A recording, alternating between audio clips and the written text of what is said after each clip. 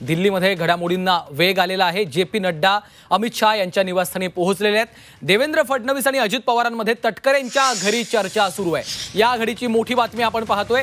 J P. Nadda सध्या अमित शाहांच्या घरी दाखल झालेले आहेत।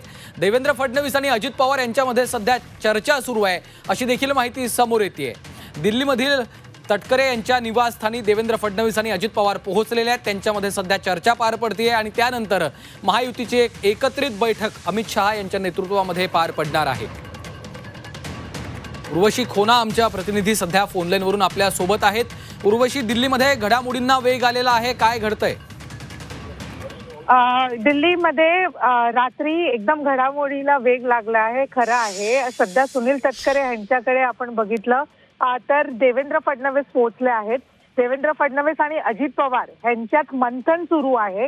मागच्या अर्धा तासापासून देवेंद्र फडणवीस हे सुनील तटकरे यांच्या घरी आहेत आणि अजित पवार यांच्या बरोबर त्यांचं मंथन चालू आहे।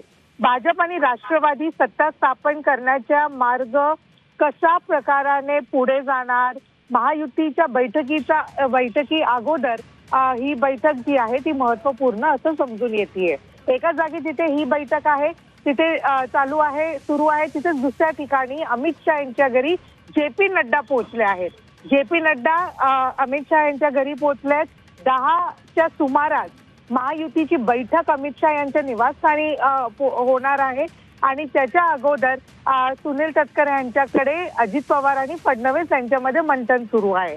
आणि तिसऱ्या जागी म्हणजे दिल्लीच्या एअरपोर्टवर सगळे शिवसेना, एकनाथ शिंदे शिवसेना यांचे जे खासदार आहेत ते एकत्र मिळून एकनाथ शिंदे यांच्या स्वागतासाठी तिथे उभे आहेत। इतकेच नव्हे तर हे पण समजून येतंय की उदय सामंत आणि शंभूराज देसाई हेही दिल्लीत पोहोचले आहेत। म्हणजे काहीच वेळात एकनाथ शिंदे स्वतः पोहोचतील आणि त्यांच्या स्वागतासाठी पहिलेच एकनाथ शिंदे यांचे जे खासदार आहेत ते तिथे त्यांच्या स्वागतासाठी पोहोचले आहेत। उर्वशी, महाराष्ट्राला मुख्यमंत्री कोण मिळणार, मुख्यमंत्री पदावर आज शिक्कामोर्तब होणार का, याकडे सगळ्यांचं लक्ष लागलेलं आहे। मात्र दुसरीकडे आपण पाहतोय की देवेंद्र फडणवीस आणि अजित पवार यांच्यामध्ये देखील चर्चा सुरू आहे। अमित शाह यांच्या उपस्थितीमध्ये जी बैठक होणार आहे त्या बैठकी आधीच हे दोन्ही नेते एक चर्चा करतायत। त्यामुळे देखील या चर्चेमध्ये, या भेटीमध्ये कुठल्या मुद्द्यांवर चर्चा होऊ शकते किंवा सुरू आहे? राष्ट्रवादी राज्यासह केंद्रात मंत्रीपद मिळवण्यासाठी आग्रह आहे। आपण लास्ट टाइम पण बघितलेलं की केंद्रीय मंत्री पदासाठी पण राष्ट्रवादीने आग्रह केलं होतं। आता परत जेव्हा राष्ट्रवादी चांगल्या नंबरने आले, महायुतीने महाविजय मिळवला आहे महाराष्ट्रात, आता त्या पार्श्वभूमीवर राष्ट्रवादी जे आहे ते आपले मंत्रिपदासाठी आग्रह ठेवणार केंद्रात आणि राज्यात दोन्ही।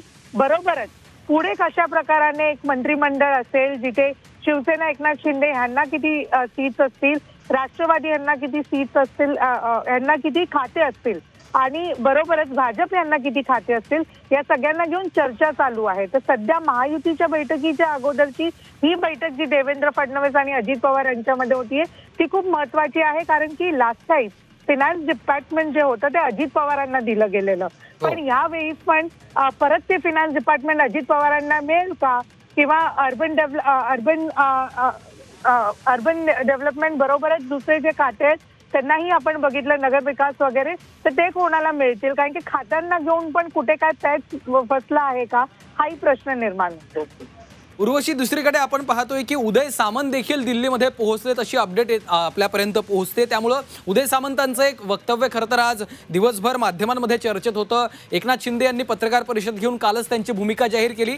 कुठेही सत्ता स्थापनेमध्ये आपला अडसर नसेल असं एकनाथ शिंदे यांनी स्पष्ट केलेलं होतं। मात्र उदय सामंतांनी त्यामध्ये आपलं जे वक्तव्य आज दिलं ते देखील फार चर्चेत होतं आणि महत्त्वाचं होतं। ते असं म्हणाले की एकनाथ शिंदेंच्या या वक्तव्याकडे असं पाहण्यापेक्षा कुठेतरी आज चर्चेमध्ये नेमके काय मुद्दे समोर येतात त्यानंतर पाहणं महत्त्वाचं असेल। म्हणजे मुख्यमंत्री पदावरनं शिवसेनेनं दावा सोडला नाही असं त्यांना म्हणायचं होतं।